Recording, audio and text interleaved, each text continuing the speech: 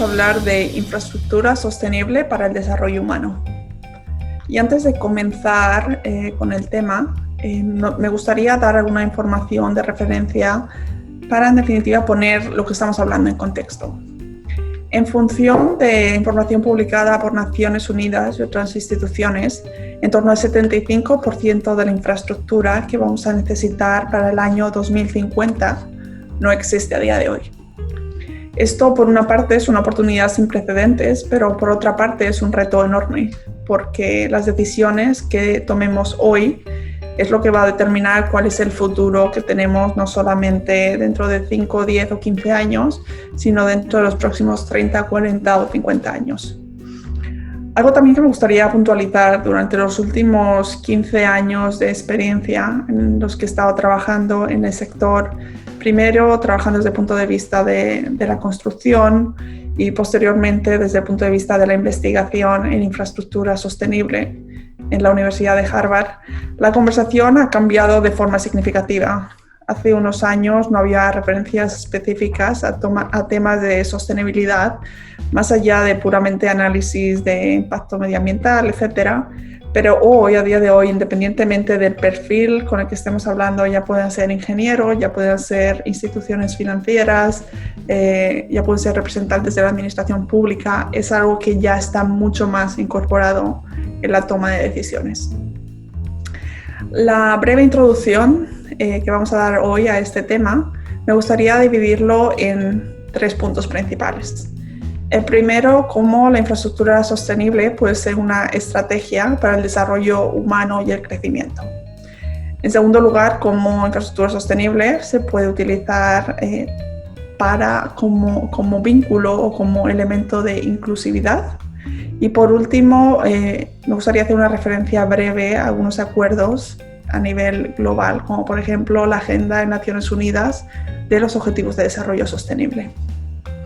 Si empezamos con el primer tema que he comentado, infraestructura sostenible como estrategia de desarrollo humano y de crecimiento, bueno, quizá no es nuevo para ninguno de ustedes que la inversión en infraestructura se ha considerado ya desde hace muchísimos años, desde hace décadas y, bueno, generaciones, si lo queremos llamar así, como una de las estrategias clave para promover el desarrollo y el crecimiento, no solamente a nivel regional, sino también a nivel nacional y, por tanto, también a nivel global. Con lo cual sabemos que infraestructura está la parte central del desarrollo de los países.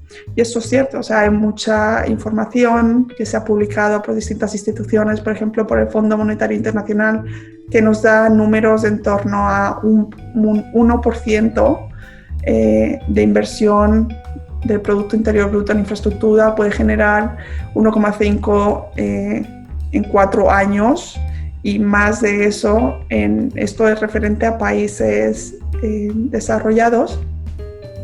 Pero cuando estamos hablando de países emergentes y en vías de desarrollo, ese 1,5 de Producto Interior Bruto puede y sin duda es mucho más alto. Por tanto, sabemos que hay un vínculo real de la inversión en infraestructura y generación de crecimiento. Pero también es importante poner en perspectiva de que no necesariamente es infraestructura por infraestructura, sino que tenemos que ser críticos en cuál es el tipo de infraestructura en el que queremos invertir, los recursos limitados que todos nuestros países tienen. Sabemos que, por ejemplo, en torno al 60 al 70% de todas las emisiones de gases provienen de infraestructura. Por lo tanto, no solamente decir vamos a invertir en infraestructura, pero quizá tenemos que considerar cuál es el tipo de infraestructura baja en carbono que va a marcar la trayectoria en un futuro.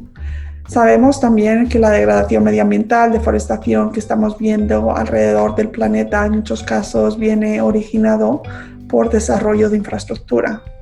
Por tanto, lo mismo, ¿cuál es el tipo de infraestructura que nos lleva o que considera estos criterios a la hora de hacer esa toma de decisiones? O incluso cuando estamos hablando de reubicación de grupos indígenas y de grupos vulnerables alrededor del mundo. O sea, con lo cual está bien, infraestructura es necesaria, infraestructura es la forma de obtener los servicios básicos que necesitamos, tanto en países desarrollados como en países en vías de desarrollo, pero tenemos que ser extremadamente críticos en cómo invertir esos recursos limitados. Por último, me gustaría enfatizar la importancia de la consideración del ciclo de vida completo del proyecto.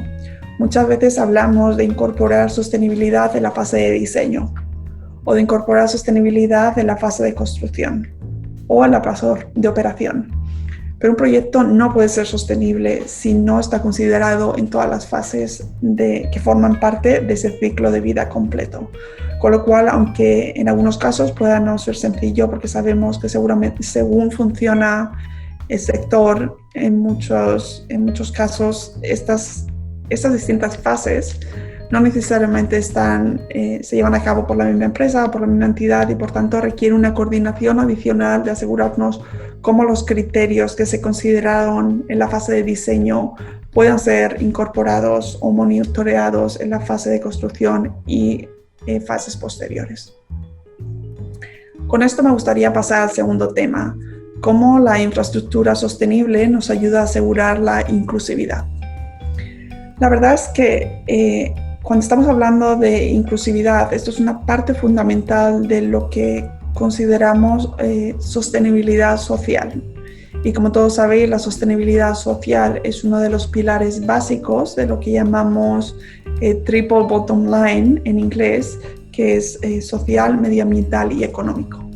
Por tanto, sin sostenibilidad social no podemos tener sostenibilidad en general.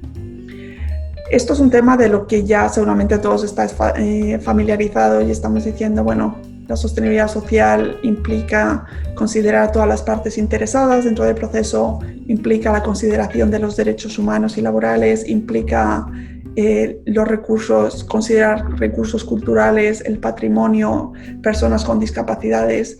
Y algo que en los últimos años está tomando una importancia relevante es la integración de género. A día de hoy todavía mucha gente se plantea o se pregunta por qué el género es algo relevante cuando estamos hablando de infraestructura, porque en definitiva una carretera es una carretera, o un puente es un puente, o un aeropuerto es un aeropuerto. Pero a día de hoy ya sabemos, hay mucha investigación al respecto, hay muchas fuentes relevantes que nos dicen que la forma en la que se utiliza la infraestructura puede variar entre hombres y mujeres. Y un ejemplo de esto que podéis ver en las imágenes es el uso o la implantación de carriles bici por ejemplo, en Burkina Faso, un país en África. En este caso concreto, sabemos que es parte de la cultura del país, que cuando un hombre y una mujer están en un noviazgo, digamos, es común que el hombre le regale una bicicleta a la mujer. Por tanto, en este país y en muchas zonas concretas, la movilidad de las mujeres está íntimamente vinculado con el acceso en bicicleta a determinados lugares. Esto es el caso no solamente en Burkina Faso, obviamente tenemos temas de seguridad, acceso no solamente del transporte, sino de otros sistemas de infraestructura, como la seguridad de ese acceso se ve distinta desde el punto de vista de la mujer o del hombre. Con lo cual esto es algo que tenemos que tener también en mente. Cuando estamos hablando de inclusividad también tenemos que asegurarnos que, y aunque todo esto parece que, bueno, ya sabemos que tenemos que considerar todas las partes interesadas, ya sabemos que tenemos que cumplir con los derechos humanos y ya sabemos que tenemos que conservar el patrimonio porque es algo de valor para los distintos países. Y aunque lo sabemos y parece que no es nada nuevo, pero recientemente, bueno, hace un par de años tuve la oportunidad de trabajar, hacer una serie de entrevistas para el BID, para el Banco Interamericano de Desarrollo. Ellos publicaron hace un par de años un reporte que identificaba cuáles eran los mayores conflictos generados a través de la creación de infraestructuras. Y en este estudio en concreto hubo la oportunidad de analizar 200 proyectos en toda la región latinoamericana y el Caribe que habían fracasado de alguna manera o de otra, bien porque se habían cancelado, bien porque la duración se había extendido o porque el presupuesto había aumentado de forma importante. Sabemos que las causas de conflicto son multidimensionales Pero en cualquier caso, en ese estudio es relevante que el 84% de los conflictos identificados de alguna manera tienen su origen o están vinculados a la falta de beneficio de las comunidades. Por ejemplo, si tenemos una comunidad en la cual ha sido reubicada o ha sido impactada de una forma negativa por la creación de una planta hidroeléctrica, por ejemplo, pero esa comunidad no necesariamente está recibiendo ninguno de los beneficios asociados a la creación de ese proyecto. En muchos casos esto puede ser el origen de conflicto. Algunas otras causas que se han observado y que se reflejan en ese estudio es la reducción del acceso a los recursos. En un 78% de todos los conflictos observados, el proyecto puede tener un impacto en el acceso a los servicios o a los recursos, mejor dicho. Por ejemplo, si una comunidad anteriormente tenía acceso a agua potable y como resultado de la creación de un proyecto, ese agua ya no está accesible a las comunidades, esto en un 78% de los casos va a generar también conflictos que tienen unas implicaciones importantes desde la cancelación, el retraso, sobrecostos, etc. Por tanto, cuando estamos hablando de sostenibilidad como herramienta para fomentar desarrollo humano, sin duda alguna tenemos que considerar estas personas, tanto las que son beneficiadas a nivel positivo, como también las que son beneficiadas a nivel negativo. Y de aquí me gustaría hablar de acuerdos a nivel global. Sabemos que los Objetivos de Desarrollo Sostenible son el eje conductor que combina todas las conferencias que se van a tener en los próximos días. Y me gustaría ser clara al respecto. No podemos tener desarrollo sostenible o no podemos alcanzar la Agenda de Desarrollo Sostenible de Naciones Unidas si no tenemos infraestructura sostenible. ¿Y por qué? Porque ese es el caso. En definitiva, gran parte de esa agenda hace referencia a proveer accesos básicos. Estamos hablando de acceso a la salud, estamos hablando de acceso a la educación, estamos hablando de acceso al agua potable o a la energía. El proveer esos accesos nosotros necesitamos la infraestructura que nos permita construir colegios, construir hospitales, construir plantas de tratamiento de agua, construir los parques de generación eléctrica para dar ese servicio.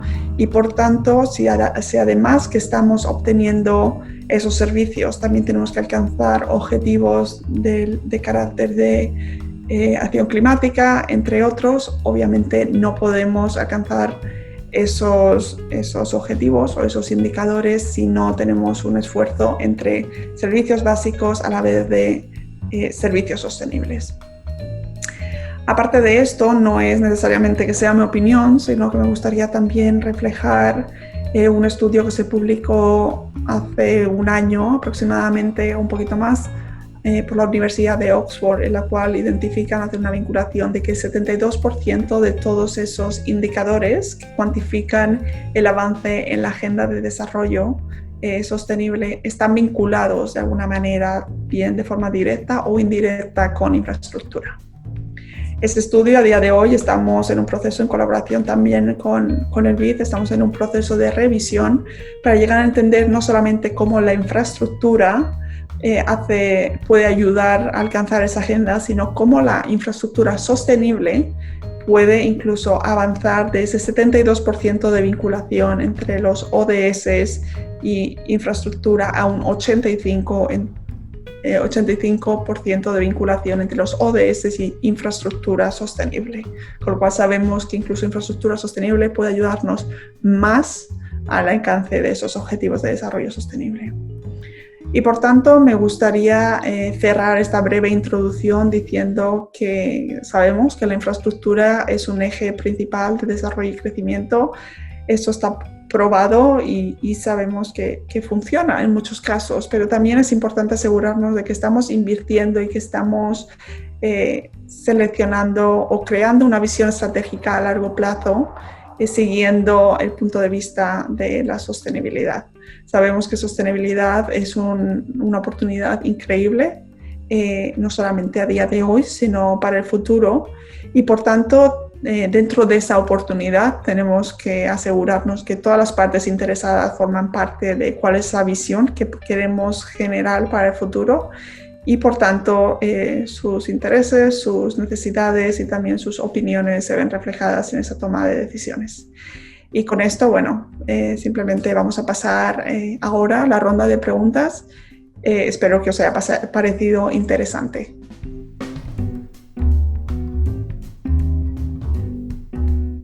En primer lugar, cuando estamos hablando de infraestructura sostenible, infraestructura incluyente, una no puede llevarse a cabo sin la otra. No podemos tener infraestructura sostenible si no tenemos en cuenta cuáles son las necesidades y cuáles son los distintos grupos que forman parte o que van a utilizar esa infraestructura. Cuando estamos hablando de incluyente puede ser un espectro bastante amplio, desde, como decíamos brevemente en la introducción, inclusión de género, inclusión de grupos minoritarios, inclusión de personas con discapacidades, por lo cual eso es uno de los elementos que forman parte de sostenibilidad, uno de los pilares, digamos, dentro de un ámbito mucho más amplio de sostenibilidad.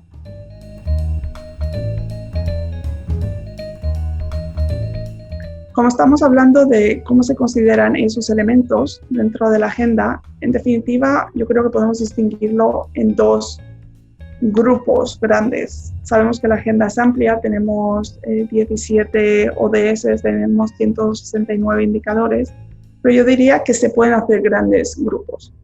Uno de esos grandes grupos es la creación de servicios. Tenemos que generar servicios y aquí estamos hablando de reducción de pobreza, estamos hablando de generación de alimentos, energía, agua, etc. Por otra parte, estamos hablando de crecimiento y desarrollo urbano. Con lo cual, ese crecimiento y desarrollo creo que está íntimamente vinculado a hacerlo de una forma sostenible.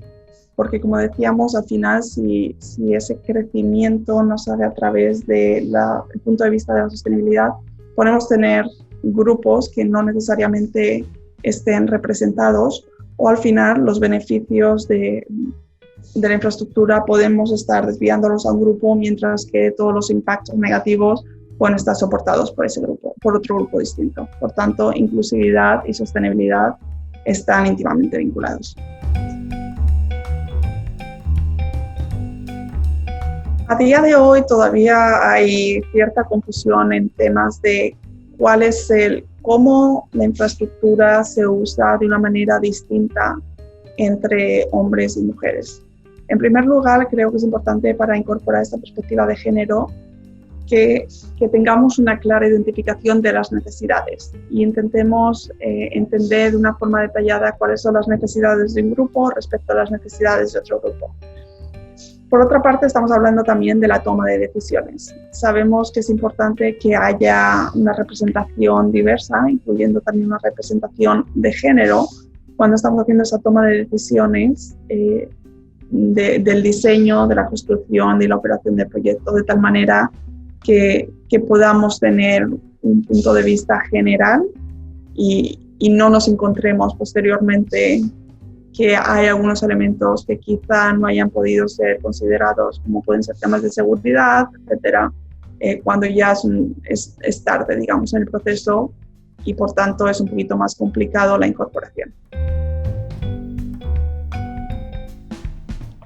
Bueno, realmente lo que no podemos olvidar es que al final la infraestructura se genera para crear un servicio, para generar acceso quizá a transporte, a agua, energía para la gente que va a utilizarlo, con lo cual tiene que estar íntimamente vinculado al desarrollo y al uso que se le va a dar.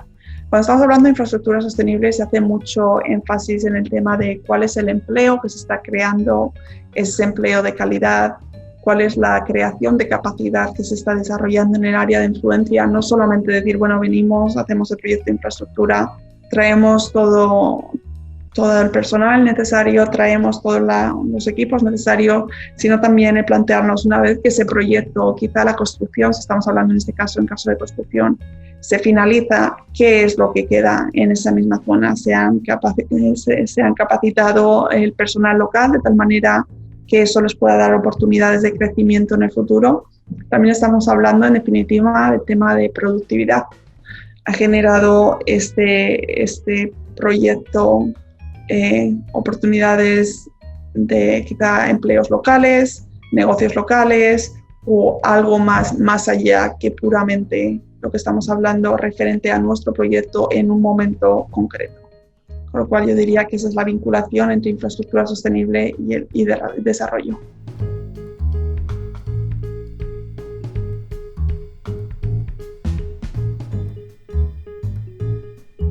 Bueno, realmente sabemos a día de hoy la población, independientemente de dónde viva, puede ser población costera, puede ser población en otras zonas, pero nuestro bienestar y en muchos casos los recursos que necesitamos para sostener nuestra existencia básicamente están íntimamente ligados a aspectos medioambientales. Y precisamente por esta vinculación tan próxima también sabemos que la degradación medioambiental está teniendo un impacto importante en el desarrollo humano y también en las opciones que tenemos de tener una vida una buena calidad de vida. Yo creo que el ejemplo más cercano que se me ocurre a día de hoy, que estamos experimentando todos, independiente de en qué zona del mundo nos encontremos, es COVID. Hay expertos en el tema, nos han repetido en numerosas ocasiones que esa degradación medioambiental es una de las causas que ha generado que haya patógenos que anteriormente no necesariamente estaban en contacto con el ser humano y que ahora mismo, considerando que estamos deforestando muchas áreas, que estamos destruyendo los ecosistemas alrededor del mundo, ahora por primera vez muchos animales y muchas especies salvajes, en la mayor parte de los casos, ahora están por primera vez en contacto con el ser humano, lo que hace precisamente que el riesgo de que pandemias de la categoría que estamos viviendo en estos momentos pues se repita más a menudo. Por lo cual, bueno, es solamente un ejemplo de muchos que podríamos ver en la identificación de temas medioambientales y esta sostenibilidad social. Bueno, yo diría que tenemos muchos retos, pero si tenemos que puntualizar quizá un par de ellos, de los más importantes, yo diría que uno de ellos es el tiempo. Cuando estamos hablando de objetivos en el año 2030, objetivos, por ejemplo, con el Acuerdo de París en 2050, en temas de reducción de emisiones, etcétera, parece que es algo lejano, ¿no? Parece que, bueno, tenemos tiempo para pensar cómo hacerlo, pero como decíamos anteriormente en la introducción, las decisiones que van a marcar si alcanzamos esos objetivos o no las estamos tomando hoy. Cada día que tomamos la decisión de crear una nueva planta contaminante, por ejemplo de carbón o de otro tipo, sabemos que estamos tomando una decisión no hoy, sino estamos tomando una decisión por los próximos 20, 30, 40 o 50 años y vamos a marcar la trayectoria si vamos hacia una trayectoria sostenible o no. Por tanto, el primer reto sería el tiempo. No tenemos tanto tiempo como mucha gente piensa. El segundo reto es, cuando hablamos de sostenibilidad, no necesariamente existe un entendimiento común de qué nos referimos. Hay mucha gente que viene al mundo de la sostenibilidad con un punto de vista de ingeniería, muchos de ellos con un punto de vista de conservación medioambiental, muchos de ellos con un punto de vista de finanzas, que es más y más común en los últimos años. Y precisamente porque es una disciplina que se ha nutrido de muchas otras disciplinas, podemos caer en quizá esta confusión de a qué nos referimos. Entonces yo creo que es extremadamente urgente, primero, que tengamos un entendimiento global de cuál es nuestro objetivo final, independientemente de la disciplina de la que procedamos. Y segundo, que evitemos quizá lo que en inglés se llama greenwashing, que evitemos llamar sostenibilidad a lo que no lo es. Porque por hablar de sostenibilidad o ponerle la etiqueta de sostenible a algo que no lo es, al final estamos creando una confusión que va a prevenir que tomemos acción a tiempo. Con lo cual, si en el caso en que veamos que esto es una práctica habitual y se está convirtiendo también en una práctica de marketing, creo que es importante identificar estas empresas, estos grupos, estas personas que quizá estén llamando sostenibilidad de forma desleal a algo que no lo es. Con lo cual yo diría que son esos dos de los muchos retos que tenemos a día de hoy.